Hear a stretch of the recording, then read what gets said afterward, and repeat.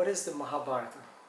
The Mahabharata is part of the ancient Vedas of India. It's actually called the fifth Veda. There's 4 Vedas, but this is additional to that.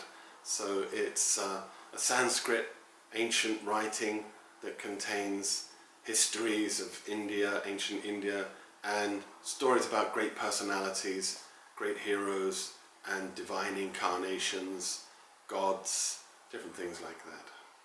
Okay. What is the main message of this great Sanskrit epic? The main message is that we're not independent, that there are higher forces, and the story of the Mahabharata shows that.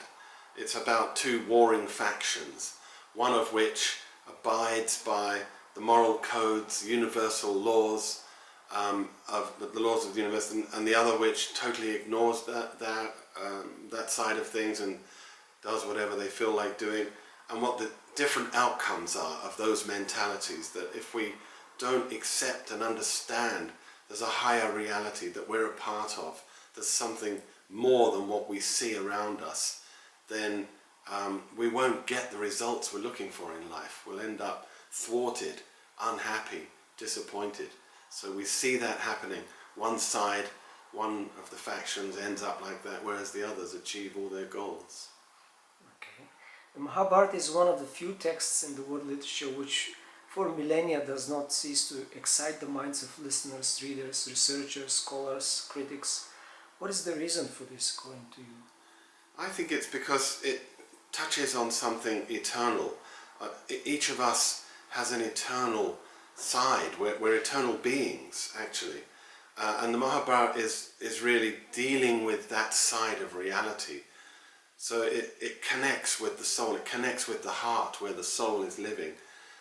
And it also connects with the Supreme. It describes the Supreme and our relationship with the Supreme. So that's something everyone's looking for. So when we begin to experience that, we feel something different that you don't get from reading ordinary books or watching movies or anything like that. You feel a deep spiritual happiness and satisfaction. There are different definitions given for the Mahabharata, for example, the greatest spiritual epic and so on. What is your definition of it? Well, the word actually means the history of greater earth. And I like that, because for me, greater earth means, again, a greater reality.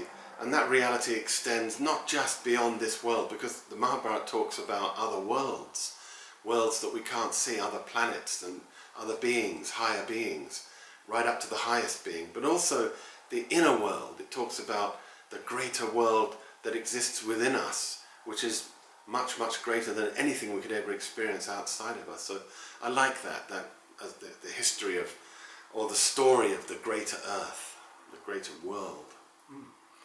What would you say to those who will first meet the Mahabharata through your book? Well, my book is just an introduction, really. It's 1,000 pages, but the actual Mahabharata is much bigger. So, go on and explore further. Really, all I've done in writing this book is to try to introduce people to some of the very profound concepts that it discusses, and particularly the Bhagavad Gita, which I think is worthy of a much deeper study.